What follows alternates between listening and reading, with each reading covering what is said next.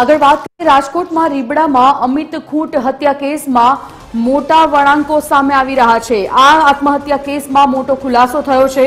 અમિત ખૂંટ પર આક્ષેપ કરનાર યુવતીનો વિડીયો વાયરલ થયો છે। અન્ય યુવક સાથેના વિડીયોમાં યુવતીએ ટ્રેપની કબૂલાત કરી છે। અમિત પર પોક્સો હેઠળ ગુનો નોંધાય તેવું કામ આપ્યું હોવાનો વિડીયોમાં ઉલ્લેખ છે। મકરાણીએ સોશિયલ મીડિયા પર થોડા દિવસ વાત કરવા કહ્યું હતું। યુવતીના વિડીયોથી આ કેસમાં નવો વળાંક આવ્યો છે। થોડા દિવસ પહેલા યુવતીએ પોતાને ફસાવાઈ હોવાનો ઉલ્લેખ કર્યો હતો। જો કે યુવતીના વિડીયોથી આ વિવાદ ફરી ચર્ચામાં આવ્યો છે।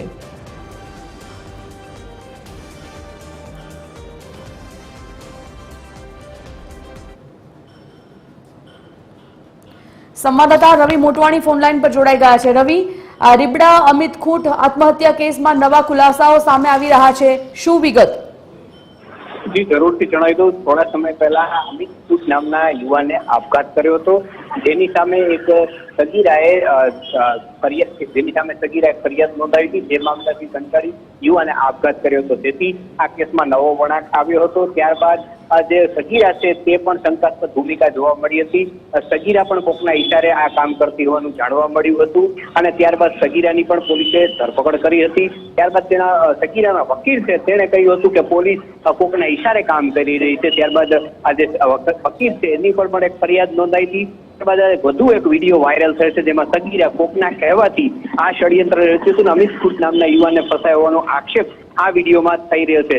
એ વિડીયો આ સોશિયલ મીડિયામાં વાયરલ થતા સગીરાના વકીલ ફરી મીડિયા સમક્ષ આવ્યા હતા। તેમણે જણાવ્યું હતું કે આ વિડીયો ક્યારનો છે, કોણે ઉતાર્યો છે, આ બંનેમાં જે વાત છે તે તો એક યુવક અથવા જે સગીરા છે તે જ કહી શકે, પરંતુ હાલ બંનેમાંથી કોઈ મારા સંપર્કમાં નથી। સગીરા છે તે વડોદરા રિમાન્ડ હોમ ખાતે છે, એટલે એને મળવાની પરવાનગી માત્ર તેની માતાને જ છે। એટલે આ વિડીયો કેટલો જૂનો છે, કઈ બાબતને લઈને સ્પષ્ટ થઈ છે કે આ વિડીયો બનાવવામાં આવેલો છે, શું વાત છે તે તો સગીરા જ હાથી કહી શકે, પરંતુ ગોંડલ અને રીબડા વચ્ચે જે વોર ચાલી રહ્યો છે ત્યાં ક્યાંક ને ક્યાંક રોજ એક નવા વળાંકો આવતા હોય તે વાત નકારી શકાય નહીં। જી ધન્યવાદ જાણકારી બદલ।